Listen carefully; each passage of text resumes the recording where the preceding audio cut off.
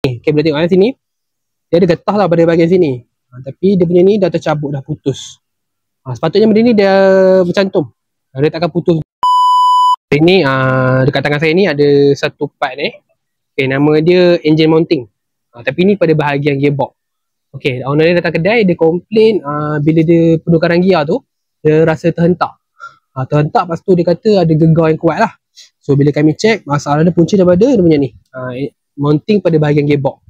Okay, apa jadi kat mounting dia ni? Okay, boleh tengok sini. Dia ada getah lah pada bahagian sini. Tapi dia punya ni dah tercabut, dah putus. Sepatutnya benda ni dia bercantum. Dia takkan putus macam ni. Okay, yang baru punya macam ni. Betul.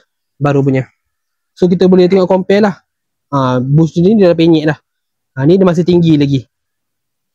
So benda ni punca bila dia penukaran gear tu, rasa tersentak. Sebab bush ni dia dah pecah. Dia tak dapat pegang lah engine tu dengan elok. So kita akan tukar one set. Dia ada 3 pieces. So kita akan tukar one set. Lebih baik lah. Sebab kita tak nak buat satu-satu, kita tukar je one set. So siapa-siapa ada masalah macam ni, kena buat checking dulu. Boleh cari kami dekat Toyota FBZ.